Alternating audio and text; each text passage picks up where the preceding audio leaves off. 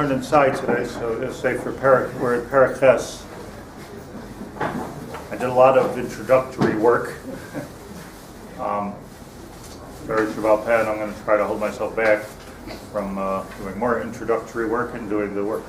But in the first paragraph of Perek Ches, on the last line, which is really where we left off, what we were talking about was the positioning of the Kruvim. And to make a very long sugya short, there's the sugya in Bava Basra, it's at Ches Amud Aleph, is talking about the Kruvim in the Bayis of Shlomo, not the Kruvim in the Mishkan in the Midbar. And what the Gemara comes out and says that in the Midbar, clearly it's a pasuk beforish, the Kruvim were Pnei Mishalachim, whereas in the Mishkan Shlomo, the Pasuk of Shat is that the Pnei Malaboyis.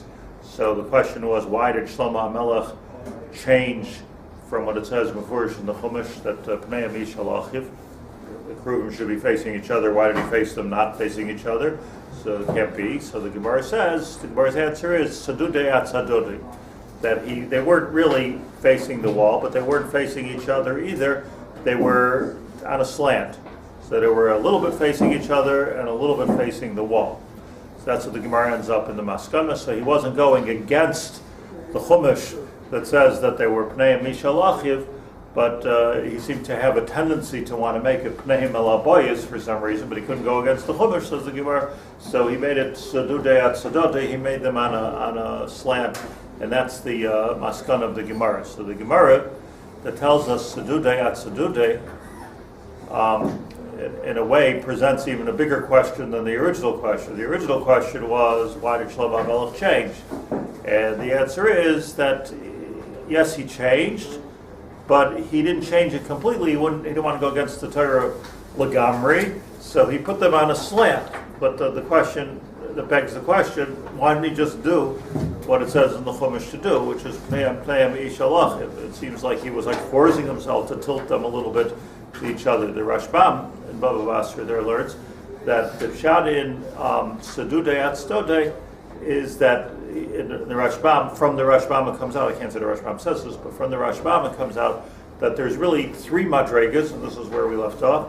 There's really three madregas that are possible. The Kruvim represent, one of them represents Hashem, and one of them represents Klal Yisrael. So one was a Zachar, one was a Nekeva.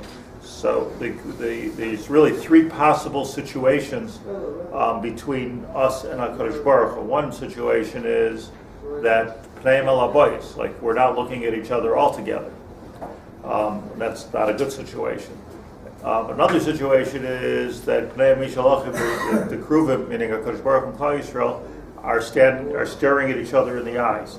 Ke'oyhavim zeh, as it is when it's oyavim zeh b'zeh. And there's even further where it says that they were ma'urim zeh b'zeh. They actually were intertwined with each other. They were hugging each other. But l'chol hapachas, there was a tremendous ava. When you love somebody, you stare at them straight in the eye when you talk to them. And then there was what Shlomo HaMelech did, which is Sadudei at Sadudei. So he put them on a tilt, and the Rashbam says there, Kishimidaber Yishivireyu. It's not talking about a casual relationship, not a deep love, not an anger. Just not when you talk to somebody, you don't necessarily stare at them straight in the eyes. It gets on your nerves. So what you do is you a little bit to the side, a little bit here, a little bit there. It's a casual relationship. It's not, yeah. So that's the pshat in Sadudei at Sadudei. Again, that doesn't answer the question. The main question here, which is the last line of the first paragraph, in mine it's the last line on page Chav Zayin. I don't know if you have the same book as I have. But the question still remains, why did he put them mitzudadim? Like, what was his need to put them in any way different than the Chumash? Why would he put them in any way, even a slight slant, not like it says by the Mishkan B'Tzalel of Pnei Mishalachim? Like, why did he change it? That we didn't explain. The Gemara is saying he wasn't going against the Chumash. Let's do that study. Okay, he wasn't going against the Chumash. Why didn't you just do what the Chumash says? So, what does the bayit represent? And they're looking at it. I mean, they're looking at it for a reason. Also, why did it say that? What do you mean? Why did it have to say they're looking at the bayit? as opposed to they're not looking at each other. Each other, yeah. There's some significance to the fact that that's where they were looking. Right. I could only imagine that I can only imagine that it's like a mashal would be like a husband and wife that are staying together for the kids. Or when I became the rabbi of Bais Torah in Monsey, so everyone came over. They made like this welcome party, and everybody came over. My name is this. My name is that. And a couple came over to me and said, "We're Mr. and Mrs. So and so. We're married, but we only stay together because of the kids." Why is it like So what's up, shop? It's like, in other words, we have a united goal, but we're not really doing this together. The goal is the kids. So, but like is like, okay, Klal Yisrael doing their thing, Kodesh Baruch is doing his thing. We'll get along. Why isn't the mashal that it's two people looking, side by side, looking at a tremendous mouth, two, husband and wife. You're both. Hashem is looking. You're looking in the same direction Hashem is looking. It's not. Yeah, but you're not looking at each other. Like, we have to both do this, so let's get along. Let's make this work. But it's not. We're still not looking at each other. There seems to be a worse category. Here at least they have a common goal. Yeah. They're staring at a common Looking goal. back, yeah. So it's not like they were back to back. There was another. Yeah, I was thinking, just we were talking about Mashalom, I was just thinking that sometimes, like, if you have a little kid, I haven't had a little kid for a while, but if you have a little kid and the kid doesn't want to come, I don't want to come. So what do? You start walking away.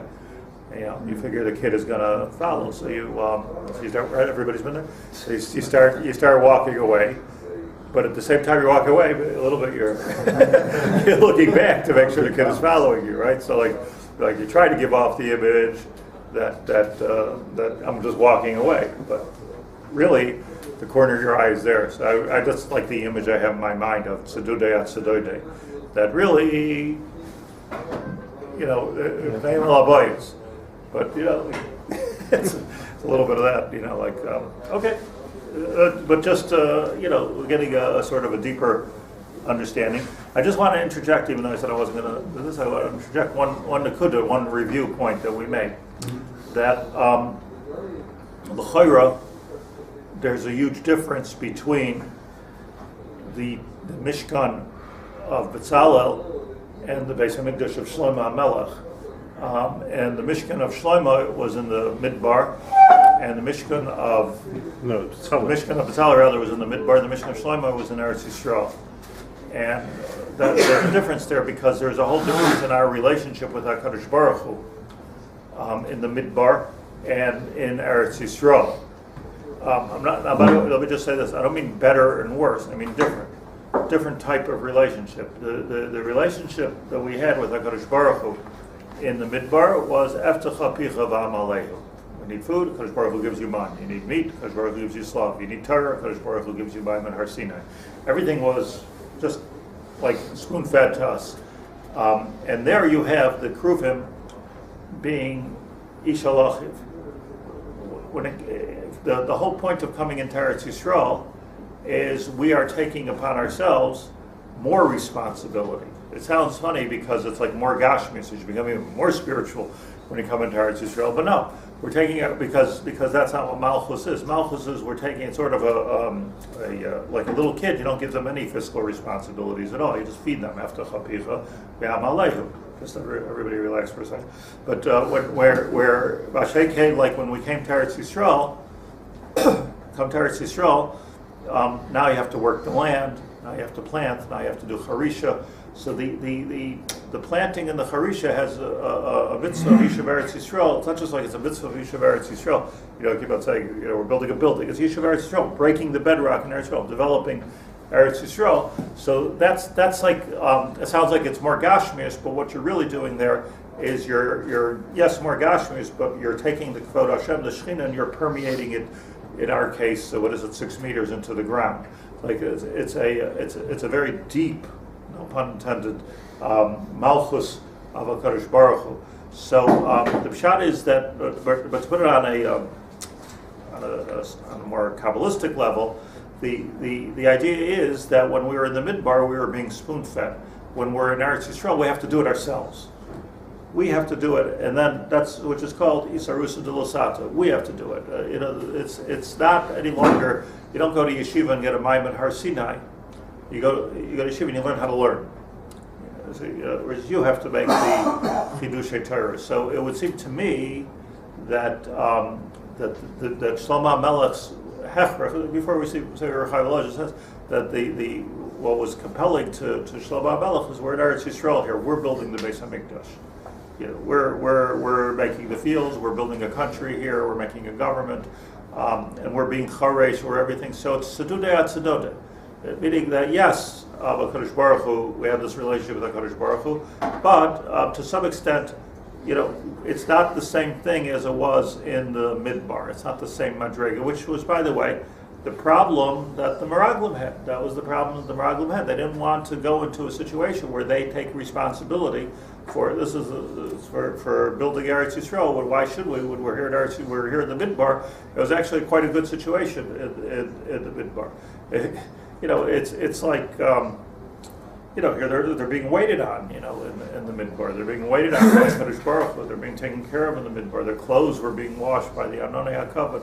Everything good. Like who really wants to walk out of that situation and go into a place of personal? But walking into Eretz Yisrael, Yosafta de Golecha v'Sirosha v'Tzarecha. It all of a sudden, is it going to rain today? Is it not going to rain today? Are the tomatoes going to grow? Or are the tomatoes not going to grow? So that's actually a place of not a lower level, but a place of higher achrayus, it would seem. But I think that Yisoid is a very important one to go further over here. How far did the original Kruvim go with the Tzalos Kruvim? Lo Yaduali. According to many Mefarshim, the Pashut of Shad is that the Aron that Shlomo Melech had was the same Aron that Moshe Rabbeinu had. And David HaMelech was fighting for that Aron the whole time. It was in the hands of the Plishtim, etc. So that was the Aron. And the Pashut of Shad is that the Aron included the Kruvim. But maybe the Aron didn't include the Kruvim.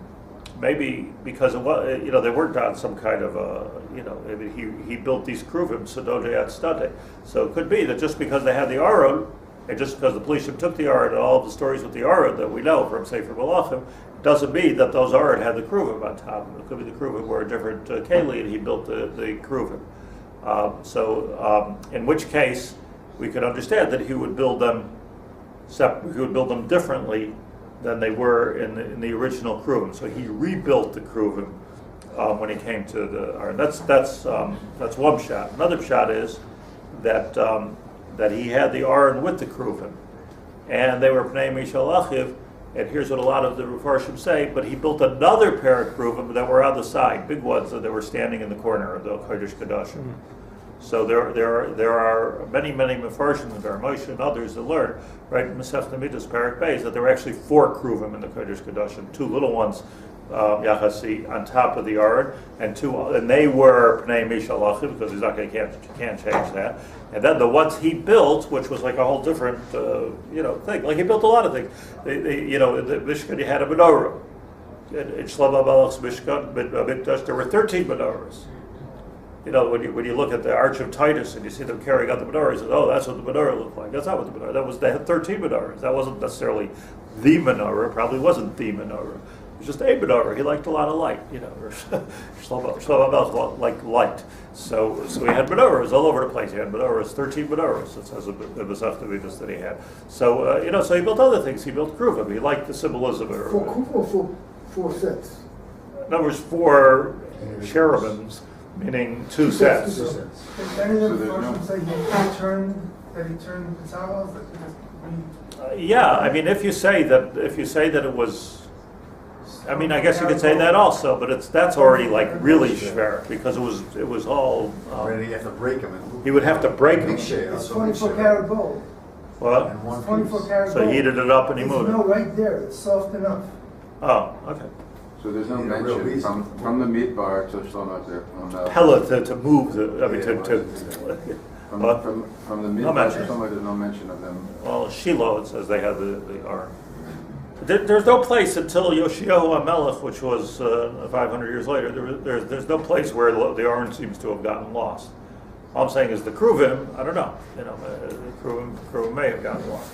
So okay, I just keep that in mind because this is a very important aspect. The difference, the difference between the Midbar and Eretz Yisrael, which, for the purpose of the next paragraph that we're going to learn, I mentioned on Thursday. That's also, if you think about it, the difference between Reb Shimon Bar Yochai and all of his colleagues, the Holy Tanoim, like Rabbi Shmuel, because Reb Shimon Bar Yochai was zocha to live like that, like the Midbar, even in Eretz Yisrael, right? Because he went into a cave for 13 years, and there in the cave he had Man, and he had Beresh and Miriam, and he had everything taken care of. So for him, that was the correct relationship. That was the relationship which is possible even in Eretz Yisrael. Rabbi Shmuel says, who's working the land? And you see that when Rabbi Shimon Bar Yochai came out of the Ba'ara, Ba'ara, he was like very offended by this idea of people are plowing and planting and doing all kinds of gashmiistic things. Like, you don't have to do that. I just spent 12, 13 years, or 12 years it was, at that time in the cave, and everything was given to me in a silver platter. You don't have to do that. Why are you doing that? And he was offended by it, and the Baskol came out and said, back into the cave. You're not there yet. And when he came out apparently with two dinim. One din is that it is possible, even in Eretz Yisrael, to live a completely spiritual life where HaKadosh Baruch Hu does everything for you. But it's also something to appreciate that this old man is running down the street on Erev Shabbos with two hadassim, echad keneged zachar, echad keneged shabar. That's also beautiful. So he came out. He had to go back in the cave for another year to learn that shtickle Torah. That there's also something about going into Eretz Yisrael. So it's where it's b'hayim shemoa. So based on Rav Shimon Bar Yochai having it, in my opinion, I'm not saying I wish I would have seen this in a sefer, but okay. But it seems to me that he had like a halacha of midbar. The cave was the midbar. Eretz Yisrael. Similarly, we find just while we're here, the Mefarshim say that it was a zman of when Rav Shimon Bar Yochai was in the ma'ara, in the cave. So he was in a bechina of a mace. He was buried in sand and was living off the tal, etc. He was a geder of mace. So when he came out of the ma'ara, he was in a geder of tchias hamesim. So by tchias hamesim, asid ha-ilanois l'hoitzik luskois, that by tchias hamesim, the time of the ultimate gula, like the end of the gula there, so clothes will grow on trees and there won't be any more working and all that'll be it. So that's what he was coming from. Hey, this is tchias hamesim here. What's going on? Why are you working? Why are you plowing fields? But it wasn't. It might have been for him a tchias hamesim, for him and his son, but it wasn't necessarily a tchias hamesim. It wasn't a techiyah for the whole olam. So we're talking about a very deep perspective difference between Reb Shimon Bar Yochai.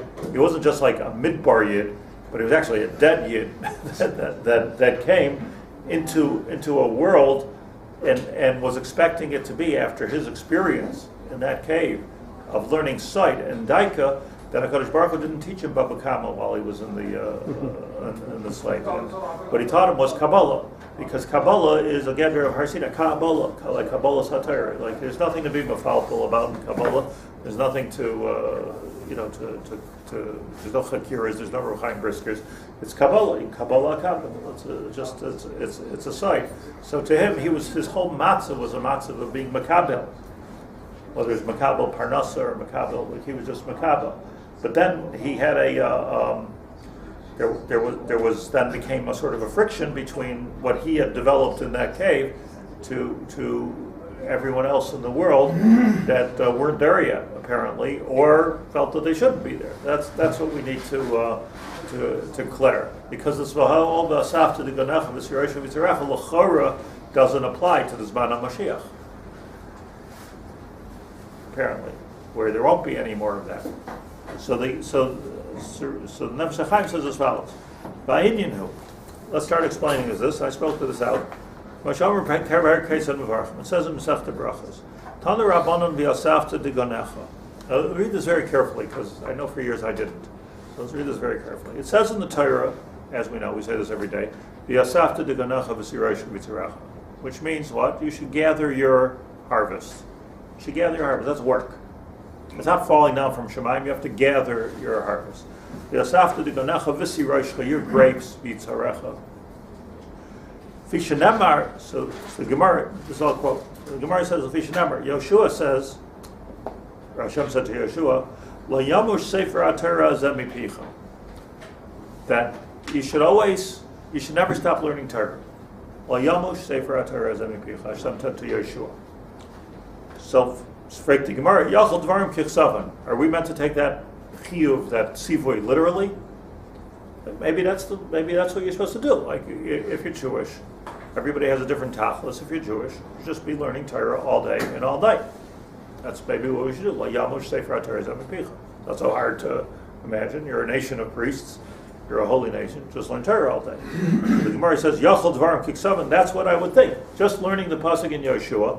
La yamish sefer Torah zemipicha. La yamush sefer Torah zemipicha. Yachol dvarim kiksavan. I might think that that you have to take that literally. On that the Torah says in Devarim, v'yasafta digonecha. Haneg bahen minig derech eretz. Divrei Rabbi Shmuel. And the part that I always read wrong, and I want to read right now, is don't take it literally. Elamai, haneg bahen minig derech eretz. This is Rabbi Shmuel, not Rabbi Berel. That yes, you have to be learning Torah day and night, but haneg bahen, not minag derech eretz, meaning not leave the base medrash of la yamush sefer Torah zemipicha, and now Torah says get out into the fields and work. What it means to say is haneg bahen, that you should la yamush sefer Torah zemipicha, but you have to somehow fit into that this idea of derech eretz. It has to work also. Bahem is divrei Torah then? Bahem means in... Haneg bohen, that's what it means. There's no other way to say it. Haneg bohen, in the divrei Torah, minhag derech eretz. So it's different than the way it's always explained, right? You can see Torah on life? No, bohen in the Torah. Yachol dvarim kichsavan. So what's the stuff that Genefa have to do with that? You can learn Torah in everything you do, and you're gathering. So he explains. He's going to explain that. But I'm just saying the lashon of the Gemara, Rabbi Shmuel's shita is that, look, you have to be osek in life, but it does say lo yamush sefer Torah zemipicha. So we're not saying that this pasuk is discounting the first pasuk. Lo yamush sefer Torah zemipicha. Now, haneg bahen minig derech eretz. You can't neglect your life. So you have to somehow interweave into that Torah. You have to interweave this Indian of Derech Eretz. So it seems to be from the Gemara. On that, Rav Shimon Bar Yochai says no. Who are you fooling? When you're being charish, you have to be charish. You're not sitting in the base medrash being charish. When you're being charish, you're being charish. When you're being zareya, you're being zareya.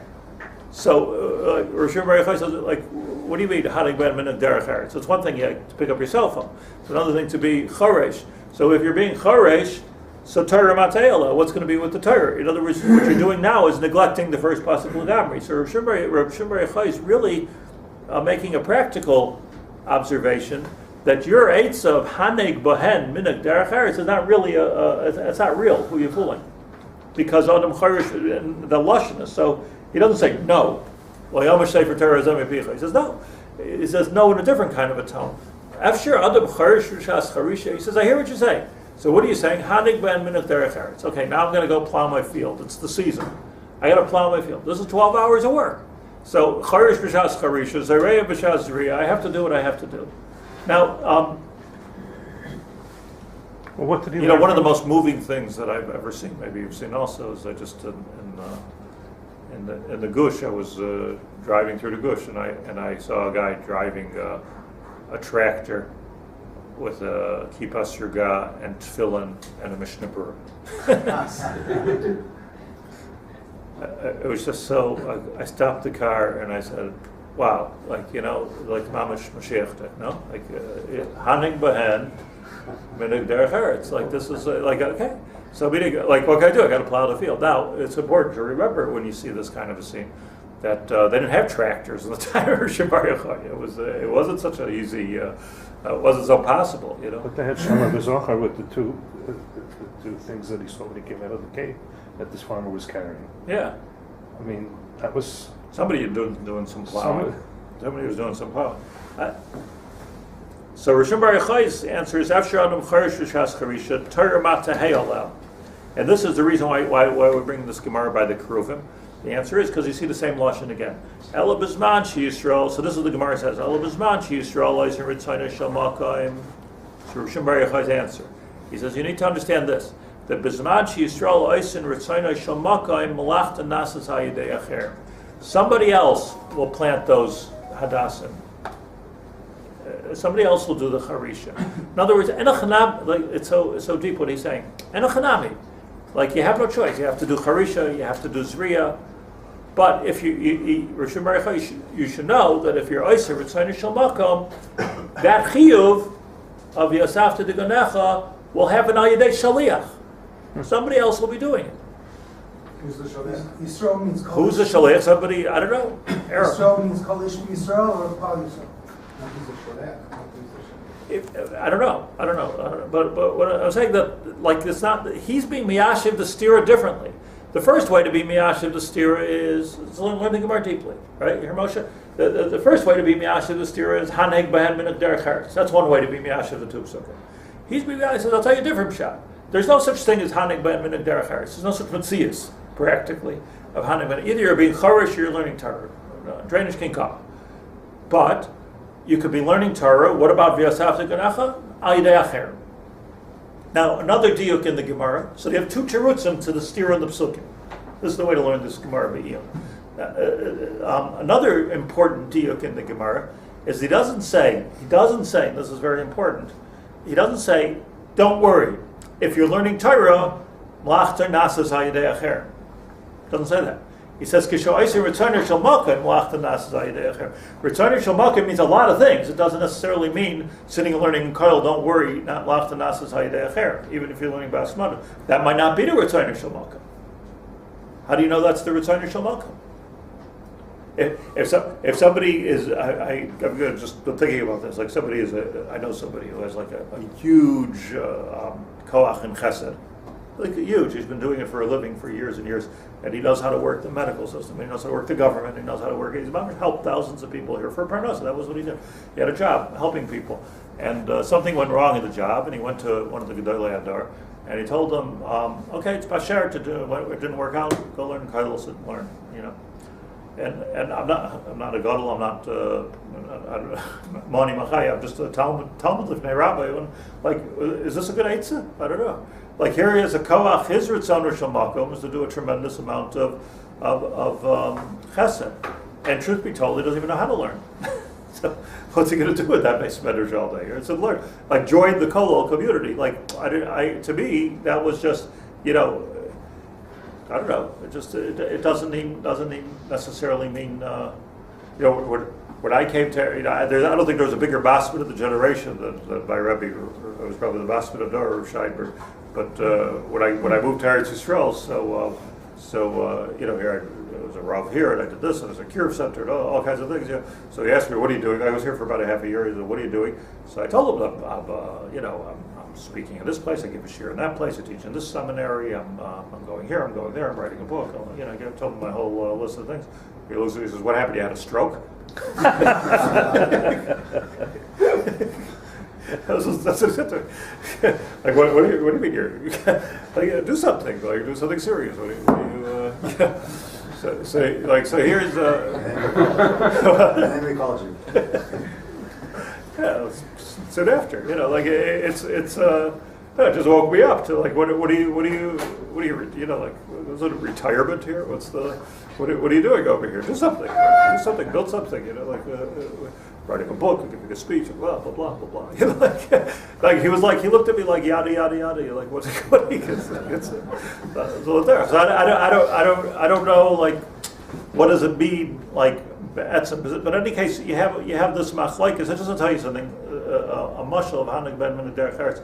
It's something I was struggling with for years. I don't do this. I'm just saying I'm struggling. But there's really like a derech, which I wish I could be makabel.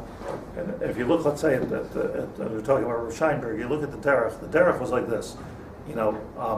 He supported. He raised money for Yeshiva, $2 million a year. He was the Rav of Mattersdorf, so lines of people all day, and he was a couple hundred grandchildren. He was Isaac in that. But the Metzias is that he was full-time learning. I mean 24/7 he was learning, meaning his default status was he had a Gemara in front of him. And okay, you have to do something. I'm going to ask a shayla. You have to go raise money. You have to raise money. You have to take a phone call. You take a phone call. You have to eat. You eat. You have to sleep. You sleep. But the default status is learning, as opposed to somebody who has a star. I would say to learn in the morning, learn in the afternoon, learn at night, blah blah.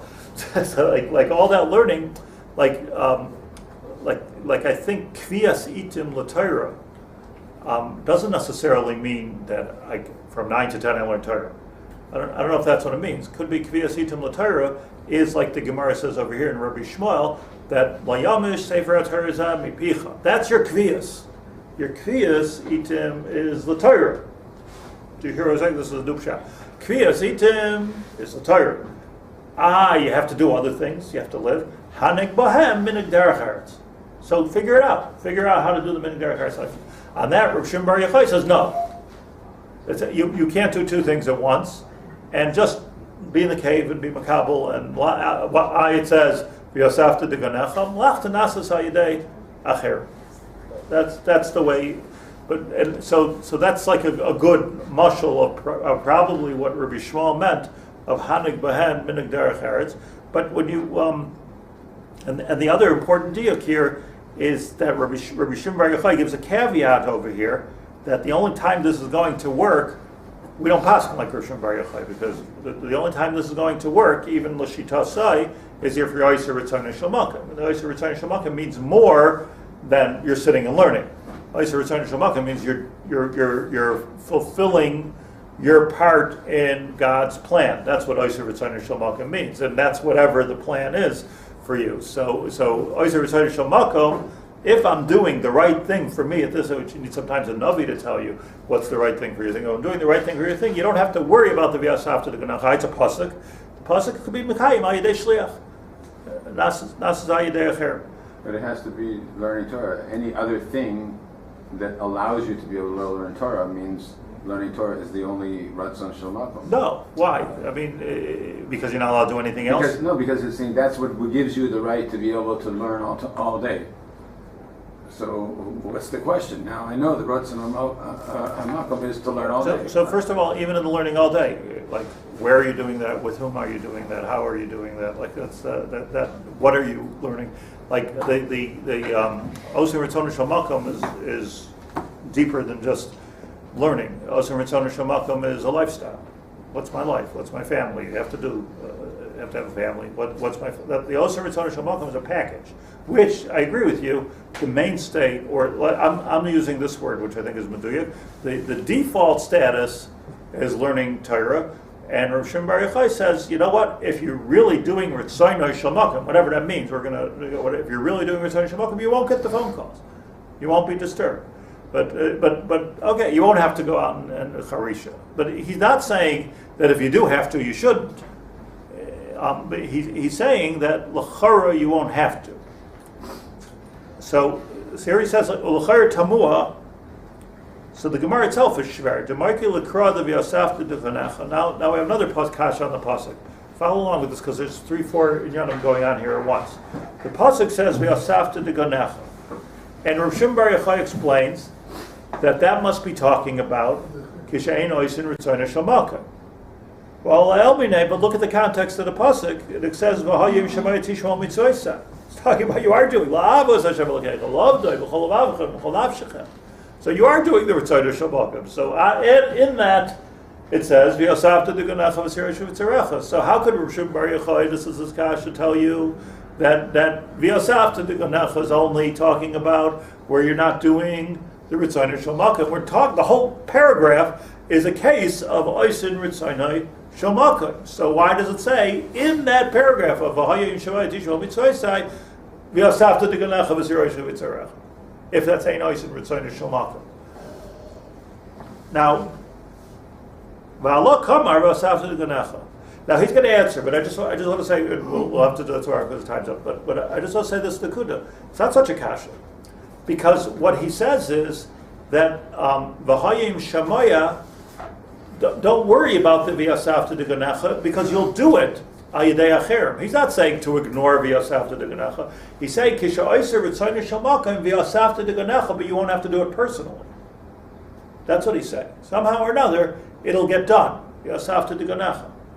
He's not suggesting here that I'm not in the parsha of V'yasafta d'gonecha. You are in the parsha because you are doing oiser Ritzaynei Shalmakim. The only question is V'yasafta d'gonecha what something you have to do yourself? Is V'yasafta d'gonecha is malach t'nasas al yidei acher, but the malacha has to be done. So the kasha is not really such a strong kasha in my mind, because it's after l'kayim shteim. You could be oiser Ritzaynei Shalmakim and you're mekayim V'yasafta d'gonecha. And how are you doing it? In the words of Reb Shimon Bar Yochai, Malachta nasas al yedei acherim. I malachta nasas al yedei acherim. Somehow miraculously, it's nas al yedei acherim. So that's like a, I'll tell you a quick story before we break up here. I remember thinking this, that when I first got married, so you have to buy a dira. You first get married, you buy a dira. So I found these diras in Romema. Romema at that time. Now it's a Haredi neighborhood. At that time it was a lonely Lagamri neighborhood. There was nobody lived there. It was, in fact, people were afraid to walk through Romema. It was like a very, it was like projects, people knew, it was difficult place. But anyways, I couldn't afford a regular dira, so I found a block of 8 diras on Mana Simcha, which was a little tiny street in Romema, and it was being sold by Betzalel Art School. So instead of a dira costing, at that time, $150,000, $100,000, these were $20,000 each. So you have to buy all 8, so no problem. There were 7 chasanim and me, so we all signed. The deal was so good that, this took me weeks to work out. I worked this out. I got the 7 chasanim. The deal was so good that between the AACI and the Sachnut and all the different things, all you needed to do to buy one of these diras is have $5,000. $5,000 you buy a dira. And today these diras are worth about $500,000. So $5,000 you have the dira. So everybody's okay, quick, good. It came out at the end of the whole story that I got everybody together. We went to the lawyer's office. We signed. Everything was there, and everybody had $5,000 except for me. I didn't have $5,000. I didn't have my own $5,000. I went to America because I asked I just don't have $5,000 right now. I went to my new prospective father-in-law. Don't have $5,000. Nobody had $5,000. Like I just didn't have $5,000. So I remember calling from a payphone. Remember those things? A payphone in Omaha, Nebraska, calling my friend David Krohn, who was one of the 8, and I said to him, I don't know what to do. I'm out. I don't have my $5,000. It's ridiculous. Maybe we'll get you a gemach. We'll get this. You organize the whole thing. I said, no, I'm not taking any gemachs. I'm out. I can't do it. The only thing is, you need 8. So I messed up the whole thing over here. That's what I feel bad about. I don't have a dira. So he said, grada. Grada. It's not a problem, because there's a guy, Rabbi Yaakov Fried, all over Shalom, who also just became a chassan. Yaakov Fried, who passed away a couple of years ago in a car accident, was finishing Masechta, unlike me. He was finishing Masechtas one after the other, and he was making a siyum. Before he died at a very young age, he made a siyum. I was invited on Kollel Bais, but he was like a huge masna. So he said he asked about it. He'll take over your dira. So we have the 8, so that shouldn't bother you. And I remember on the phone in Omaha, Nebraska, thinking to myself that I've been working on this thing for 3 months. I'm running around the country looking for $5,000, and he's sitting in the basement, and somebody comes and tells him, "You got a deer." That's what I was thinking. Interesting, because I'll tell you the end of the story. So So that's it. So he lived with that deer until the day he died. That was his deer. Rav Scheinberg heard the story, and he said, "It's not right. The deeras were worth $20,000 each because it was a completely Chiloni neighborhood. But now that 8 younger light are moving into it, so it's got to be worth more." So he says, "Go to the shuk, go to a real estate broker, and find out how much is the deer worth today. Like if you want to resell it, flip it, how much would it be worth today?" So it came out that it was worth $5,000 more, just because we signed on it. Each one went up $5,000, which was 5 times 8. So he paskin, without me even asking, he paskin that Yaakov Fried has to pay me $5,000. So all of a sudden I had $5,000 but no deer to buy. Do I have it over? So I had $5,000. First time in my life, I had $5,000, no deer. So what did I do? I went 2 buildings in, and somebody was selling the deer, and I said, "Look, these deers are selling for $20,000. I've got $5,000. I want to buy your deer." So I moved deep into the Chilonim, and I bought a deer 2 buildings further in, which seemed like it was like this was in America and this was in Siberia. That's the way it felt. It's like 2 buildings in, 2 buildings further away from Mattersdorf, and I bought this deer. Now, it was a Hashkacha Project. Yaakov Fried had a deer for the rest of his life for this $5,000, and then, by the way, there was a pichut where the lira turned into shekels, and the ACI and the sachnut were mevater. I think it cost $100 to pay off the whole thing. So the whole dira was $5,000. I think an amazing thing. Because I moved there, all of a sudden I'm in the middle of all these chilonim. I wasn't even learning in Torah. I was learning in brisk. So you're in the middle of all these people. The people washing their cars on Shabbos, and the radio's blasting, and the girls outside. It was just like. So I decided I'm going to have to go into Kiruv. my first, so I went outside and I talked to the neighbors. In fact, Rav Scheinberg told me to become friends with them, see what happened. So I started talking to them. I'll tell you something. The whole block became from, unbelievable thing. Whole block. Wow. One of them is a Rosh Kollel in Beitar. Oh, yeah. I'll tell you the truth. One guy is a Rosh Kollel in Beitar. Another guy is. They talk much firmer than I am. Completely from the whole block became from the whole block the tshuva. Now, you think about, he had a dira, and I had a dira, and a whole ma'peich on the block, and then I get a call from Noah Weinberg all of a sudden saying, "I heard you're a master Kiruv worker." A master Kiruv worker. He says, "Yes, you must go into this professionally." So like one thing, I'm not writing a biography here. I'll just tell you a story of the main thing I would say is Mlach Tanasas Hayidei Acher. So who's supposed to do this? So the Batlin does this. But it's Basof, like HaKadosh Baruch Hu's plan it's just unbelievable plan. It's just I think back at this and I'm awe-inspired by this unbelievable how all these pieces all came together. And by the way, so what you have now was 2 from blocks, 2 completely from blocks. And both of us I encouraged to work on the building in the middle, and we were zochad out to that also. Today, because of that, the whole Romema became, from, but different. Not Balei Tshuva, just Charedim started buying deers there, so now it's all Charedim, which is nice. Okay, that's nice. I go through there, but I don't have nachas. The nachas I would have had is if there would have been makar of all of those 10,000 people, which could mamish be done. It was like throwing a match onto a pile of hay. That's what it was that time. After the 6-Day War, that's how easy it was. Just talk to them.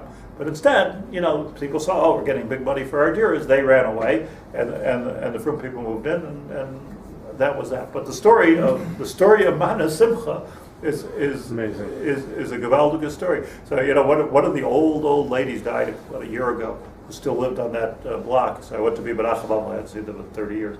So I went to be Barach Bavel, her husband, and all of these people that I hadn't seen for 30 years also came to be Menachem Ovel. And somebody said, Yaacov Haber, all these guys that looked older than me and much more chashuv than me, those Murray or Rebbe.